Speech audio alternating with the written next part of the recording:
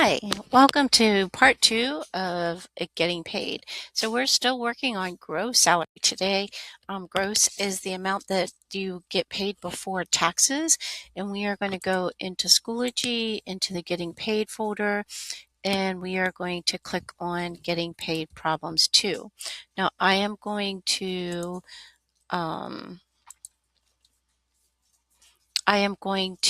make a copy. You guys do not make a copy. I'm making a copy because um, I'm showing you how to do it. Okay, so our first one. So if you remember in the first video, it said if you're paid hourly, you take your hours. So we have 5 hours. Isabella's hourly salary is $14. Isabella works 5 hours in a day. Then how much does she get paid? So if she has 5 hours and she gets paid $14, we're going to get more than $14 because that's $14 for 1 hour. And we have 5 times 14. You can use your calculator. So it would equals $70. Okay. This one would be he earns $80 a day. He works 4 days. So if one day is 80, he's going to make more than 80. So 80 times 4, or it would be, figure that out. Okay. This next one is the same thing, except for they just threw in a curve. He normally works 9 hours, but today he only works 6. So we don't get paid for hours we didn't work. So we don't use 9 hours. We use the 6 hours because that's the amount that we got paid. So we make $15 for 1 hour. And if we have 6 hours, we're going to have more than $15. So we would take the hours times the salary. Now this one's a little different. This one, he gets paid $46,899 per year. And we want to know how much he makes per month. So in this case, the amount per month is going to be less than the amount that he earns per year.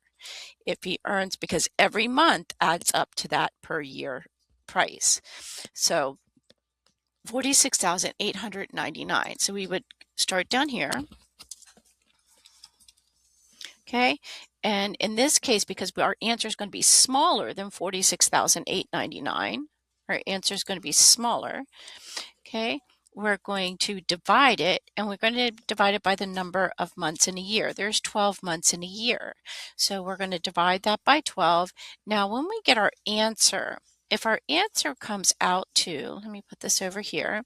If our answer comes out to, so 46,899 divided by 12, so this one comes out even, 3,908.25. So we don't have to round. But say it was 46,890 divided by 12. Oh, that one comes out even too. Remember to put the 0 at the end of this.